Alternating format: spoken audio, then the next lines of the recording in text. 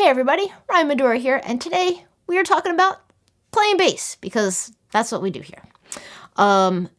Today's lesson is really one of my favorite things to talk about. It's about being greasy and giving a bass line that like special sauce, something, I don't know what it is, but it just makes it feel better kind of thing. So if you want to get tab notation, anything like that for this lesson, head over to my Patreon page and you'll be able to find it there.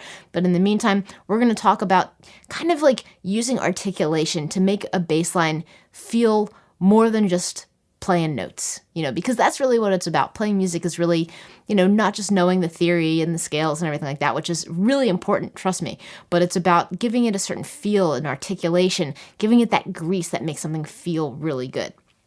And so today I'm kind of playing a groove that takes me to like New Orleans. Anytime I kind of feel something that's very like snare heavy, a drum groove that's got this like laid back thing to it, it takes me to kind of this New Orleans vibe. I kind of try to conjure George Porter in what I'm playing. And I like to kind of think about how I can use elements of articulation and certain techniques to add that kind of like greasy grooviness to whatever I'm playing. And so what we're going to talk about today is using that thing like hammer-ons and pull-offs, as well as slides between notes to kind of add something to your groove that maybe you're not doing right now. So we're in the key of D, and I'm kind of thinking D minor, D7, it's kind of a little bit ambiguous from a harmony standpoint, and we don't have any other chords, so I can kind of do what I want. But if you want to think about playing over a D7 chord, that's kind of the main thing, and I'm going to throw my minor thirds in a lot as well. So I'm primarily going to be playing from this D here. I'm playing my fun 5-string today, so I'm going to be landing here on the D on the 5th fret of my A string.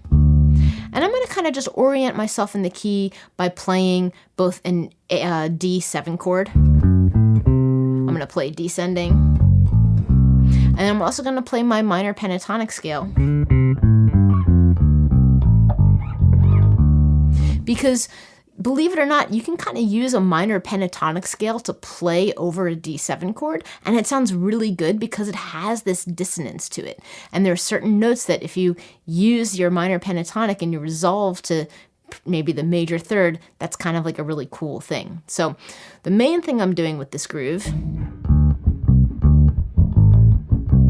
is I'm kind of playing between my flat 7 to the root or the C to the D, and then I'm kind of playing a little half-step flourish into the 5th. So that's going to be this A here, and I'm giving it a little something. Again, the thing that we're talking about in this video is that little something. It's a little bit of a grace note, so I'm kind of playing into it. You could also play from the G to the A, or just like a 4 to 5, and do like a hammer-on type thing where you just kind of strike where you're playing the G, and then play the A.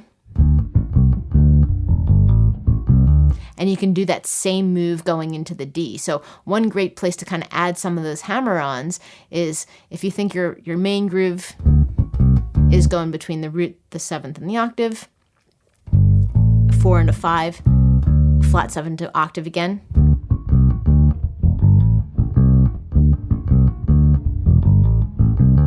You can kind of hear how I'm playing some of those hammer-ons and not necessarily articulating every note, and that's okay. And then I can kind of throw in some little slidey guys. I like to use my little flourish into the 5th, and I can choose to slide there instead of doing the 4 to 5. I can kind of use 2 separate fingers, ring finger and a pinky, or I can just slide my ring finger or slide my pinky, whatever feels comfortable to you.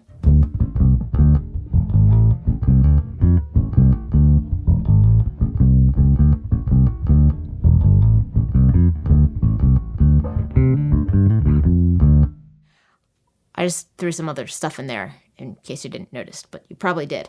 I decided to elaborate a little bit more on some hammer-ons by taking advantage of these guys, which I'm really just, playing to the notes of the minor pentatonic, doing some hammer-ons that are basically a whole step away. So flat 7 to octave, 4 to 5, flat 3rd to 4, flat 7 to root. That's kind of the gist of it. Here's my groove.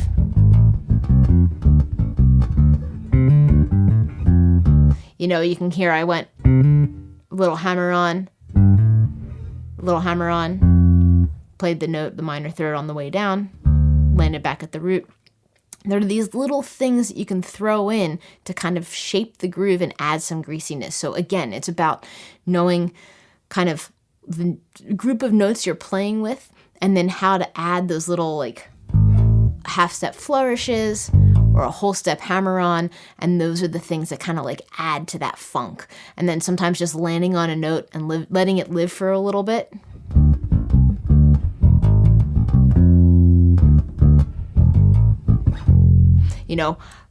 You can do a lot by just kind of like playing into a note, letting it breathe for a moment, and then delaying your return to the one. That's kind of a really fun thing that I would encourage you to experiment with. And so you can kind of see that a groove can evolve. A groove can start off with its basic thing. That's kind of like basic framework. And then we can use this like grease factor of hammer-ons. You could do pull-offs. You could do little half steps. And that's going to give you the things that make it really interesting. Take it one step further and you say like, well, I am playing over a D7 chord, but I am using my minor pentatonic. What if I kind of do my little half step move going from my minor third to my major third? That's going to add another interesting, cool color. And it's going to be just this little like ascending slide, this little flourish like that.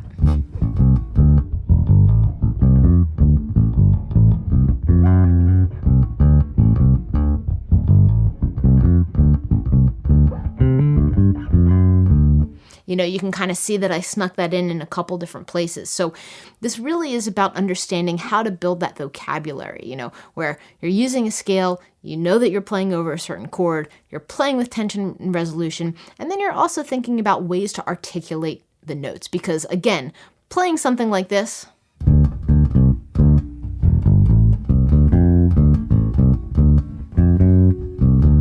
it's a little boxy feeling. You kind of give it its little swagger, its little grease.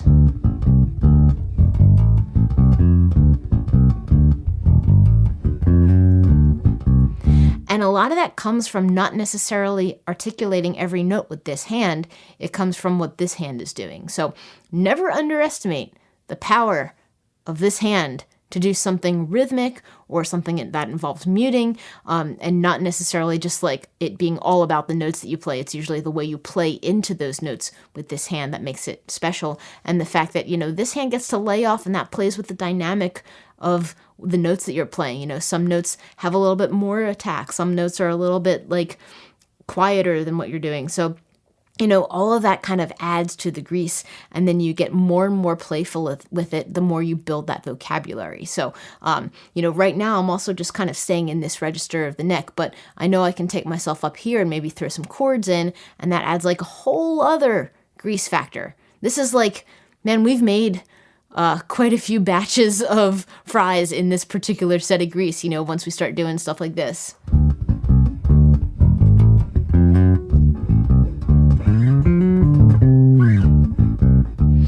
A move like that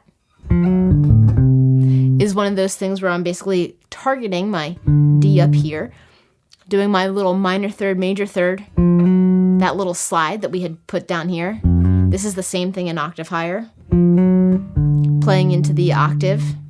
And then I'm doing that little flourish into the fifth, and then playing the flat seven and like hanging out on that note. So all of a sudden, the concepts that we've been talking about, like, the little minor third, major third slide, the little flourish into the fifth, the, usage of the flat seven and holding on to a note for a little bit, that's all coming into play just in a different register of the neck, but it sounds super cool. So we're going from playing down here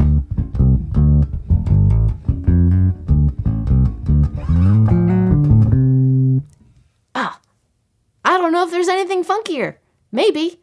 Earth, Wind, and Fire, I guess. But, this is a thing that is practically over all those records, too. And it's just a thing that's going to really impact the grease and the groove that you have. So take all these concepts, work through them, build that vocabulary, know that understanding how to articulate notes using hammer-ons, pull-offs, little slides and flourishes, and then playing with the dissonance of, minor third to major third resolution. That's a really cool thing that you can do to kind of take any groove and make it a little funkier. So I hope you dug this lesson. Again, head over to my Patreon page to support and get all the extra goodies. And have a great day, everybody. Happy practicing and keep it groovy.